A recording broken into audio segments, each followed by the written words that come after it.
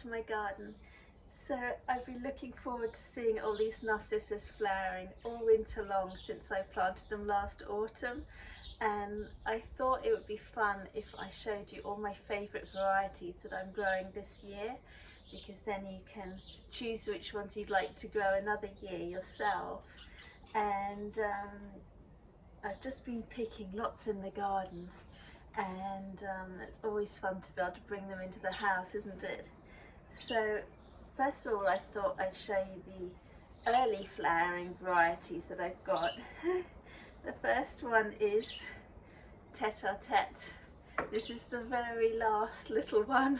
It's really gone completely over, but it's been flowering for well over a month, and they've just been so bright and cheerful in the pots there they've been growing, and they've just been a really lovely sight. So that's tete-a-tete. And then a new one for me to grow is Avalanche, which is gorgeous. Multi-flower head with tiny delicate little flowers, but with the most wonderful fragrance. So I'll definitely be growing that again. And then obviously it's lovely to have flowers to use as cut flowers for in the home. So the next ones are not only lovely with fragrance, but really good as cut flowers as well. Beautiful one is Bridal Crown. It's got this lovely layered petals, and fragrance I think is my favourite out of all of them, and it has this beautiful sort of orangey yellow mix with creamy petals, and a really sturdy stem, so they're lasting really well against all the wind and the rain that we've been having. So I can't recommend that one highly enough. And in amongst here I've got another one that's slightly similar. This one's called Winston Churchill.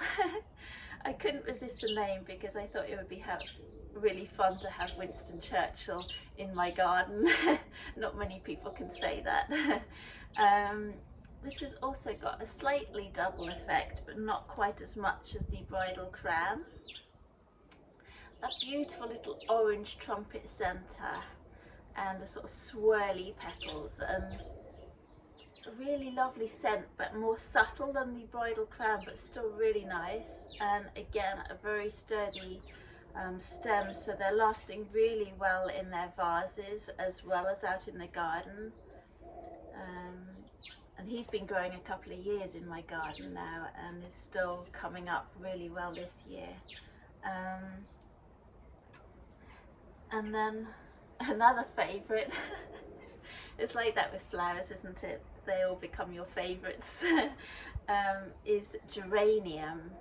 It's such a sweet, it's again like a couple of multi-headed flowers on it, on one stem, and it's just so simple. It has really crisp white petals and this lovely little orange trumpet centre, so far simpler than the other ones, but it has such a cheery sight to it, and I love growing them so en masse in pots, and they're just really sweet, and again they last really well as a cut flower, and a lovely scent as well, really pretty.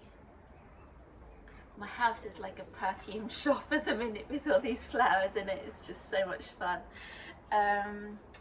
And then I've also been growing some narcissus that I think will work really well naturalizing, even in a lawn. If you've got some, my granny used to have an old apple orchard, and we had daffodils underneath them, which is really nice in amongst the grass.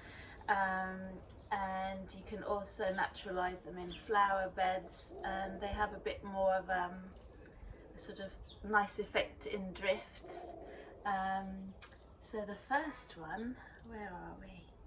Here we go. I've just picked one, there it is.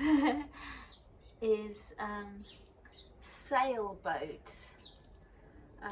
Really sweet. Sometimes they're little single flowers on one stem and some double flowers like this one. Very delicate, very small little head, with creamy white petals and sometimes white centres, sometimes this lovely really soft pastel pink middle, and very subtle scent, but when you bring it indoors it actually gets stronger and it's almost like honey. We've got little lambs in the field behind so they agree. This one actually has a more delicate fine stem, so it's growing here in this pot, but it has a slightly more relaxed manner about it, and it's coped slightly less well than the other ones with heavy rain, but I can forgive that because it's just so beautiful. But the petals are slightly less sturdy against rain as the sort of double fragranced ones I showed you. I think purely because the stem is a little finer. But they've been really beautiful, mixed with like grape hyacinth and spring foliage, and they've just been a real delight. And I have another one that again is lovely for naturalizing, that is actually very similar. This one's called Talia. If you actually hold it alongside Sailboat, you can see it actually has a larger flower head and also a sturdier stem. So this has actually withstood the weather slightly better, but this is really like pure white with a sort of creamy middle, so not quite the yellow hint that Sailboat has, but the scent is not as nice as the other ones, but out in the garden is just beautiful, and it's coped really well with all the wind and rain and everything. And I hope you can hear the sheep. They've been so entertaining.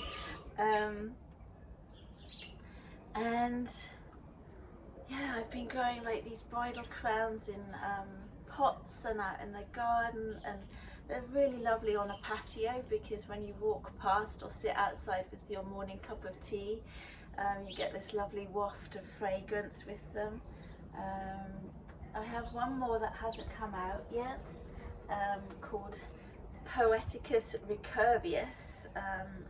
I've got it in lots of different pots. I think it's going to be a nice fine one because it's got quite delicate leaves, but it's going to have the most beautiful flower head.